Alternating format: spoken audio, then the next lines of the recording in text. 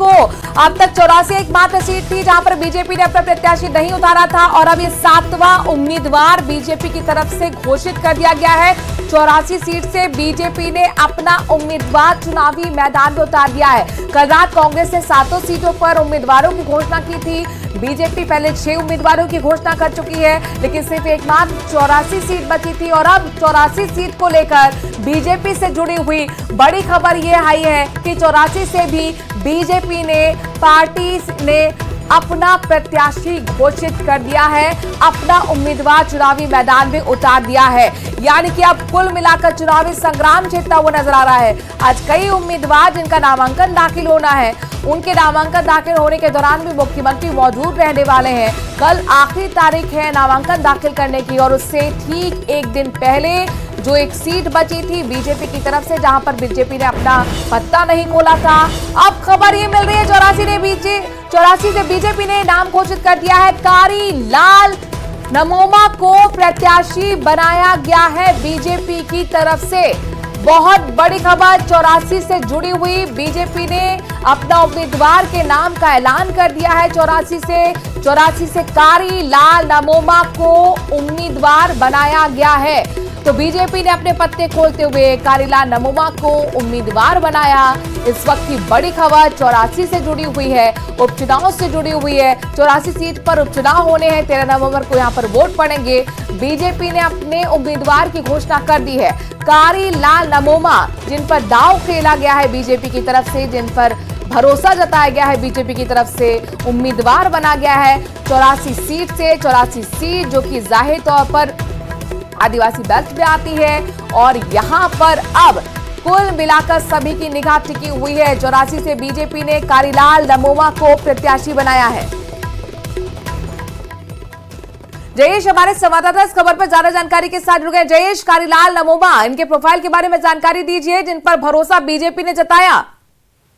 जी, निश्चित तौर पर मैं आपको बताना चाहूंगा कि अभी जो है वो बीजेपी ने 8 सीटों के नाम, माफ कीजिएगा कि वहां पर जो राजस्थान में चुनाव होने थे 7 में से 6 सीटों के नामों की घोषणा जो है वो कर दी थी। आखिरी नाम की घोषणा जो है वो की गई है। अगर हम इनके बारे में बात करें तो वहां पर कई उम्मीदवार थे। मालवीय जी का भी नाम आ रहा था जो वे चुनाव लड़ना चाहते थे, लेकिन जिस तरह से बीजेपी ने इनके नाम पर भरोसा जताया है, निश्चित तौर पर बीजेपी ने अपनी रणनीति बनाई है। जिस वक्त में जो है वो बीजेपी ने टिकटों की घोषणा की थी, उस वक्त जो है मुख्यमंत्री जो है वो देश के बाहर थे और उसके बाद जब वो देश से स्वदेश लौटे हैं उसके बाद पूरी तरह से मंथन किया गया है और रणनीति बनाई गई है और उसके बाद ही नाम की घोषणा जो है वो की गई। कोशिश कारीलाल नमोमा के जरिए बीजेपी की। जी, निश्चित तौर पर अगर मैं आपको बताना चाहूंगा कि इनके जरिए जो है बीजेपी जो है वो विभिन्न समुदायों को अपने ओर जो है वो लक्षित करने की कोशिश जो है वो करेगी। जिस तरह से अगर हम ये बात करें उनकी बात, वो जो है वो आते हैं अनुसूचित जाति समुदाय से आते हैं और ऐसे में बीजेपी की टारगेट जो है वो उन समुदाय पर तो होगी ही होगी, साथ ही साथ उनकी यह भी कोशिश होगी कि वे अगल बगल की जो सीटें हैं या फिर जिन अन्य में सीटों पर उपचुनाव होने वाले हैं उस पर भी टारगेट किया जाए। बीएपी का भी यहाँ पे दबदबा रहा है, उम्मीदवार बीएपी की तरफ से घोषित हो चुका है। कल रात कांग्रेस ने भी अपने पत्ते खोल दिए। 84 से कारीलाल नमोमा, किस तरीके का यहाँ पर अब आपको मुकाबला देखने को मिल रहा है?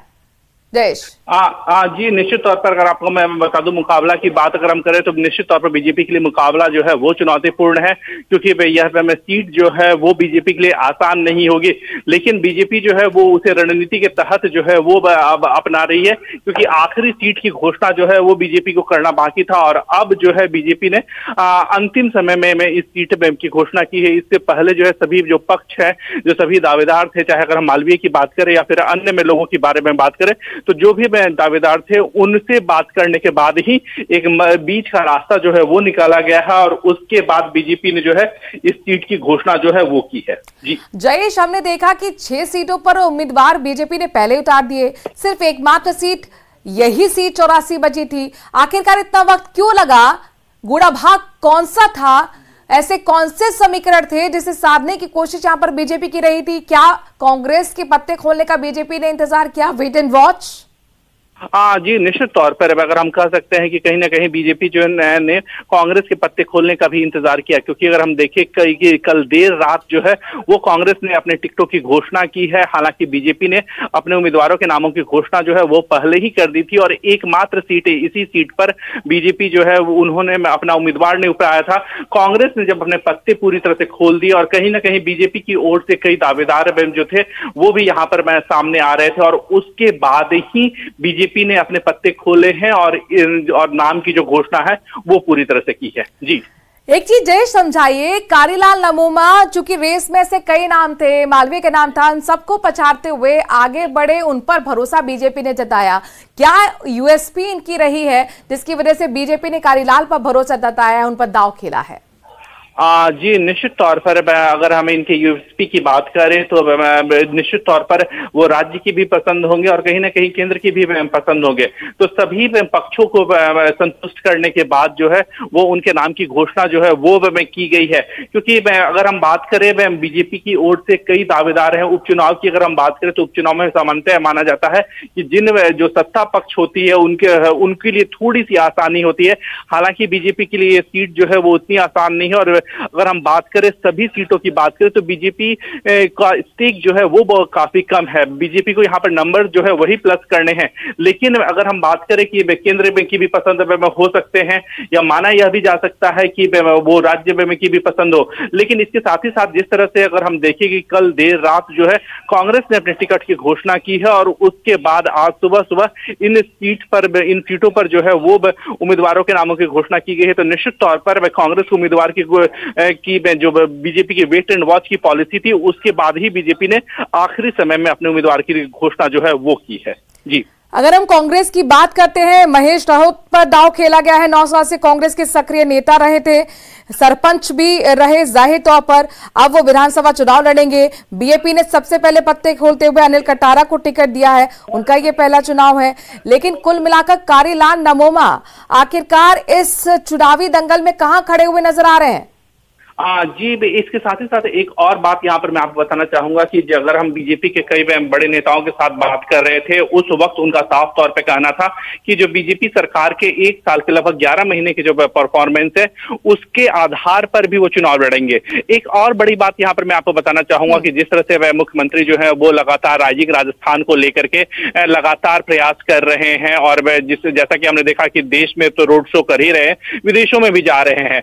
और जैसा कि हम लगातार उन्हें मुख्यमंत्री को सुनते हैं, उनका साफ तौर पर कहना है, भजन लाल शर्मा लगातार दावा करते हैं कि उन्होंने रोजगार जो है वो पैदा की है। तो निश्चित तौर पर उनके नाम की तो बात होगी ही, उम्मीदवार के नाम पर तो चर्चा होगी ही होगी। साथ ही साथ जिस तरह से लगातार रोजगार देने की बात जो है वो राज्य सरकार कर रही है उससे भी जो है वो जो वहां के उम्मीदवार हैं उनको वो फायदा जो है वो पहुंच सकता है। तो निश्चित तौर पर बीजेपी का एक बड़ा मास्टर स्ट्रोक हो सकता है। बीजेपी ने सभी स्थिति को जो है वो संभाला है। कांग्रेस के उम्मीदवारों की घोषणा जो है वो कर दी गई है। उसके बाद बीजेपी ने आखिरी बचे हुए सीट पर जो है वो अपने उम्मीदवार को उतारा है और जहां तक राज्य सरकार के परफॉर्मेंस है उसकी भी बात करेगी। साथ ही साथ जो उम्मीदवार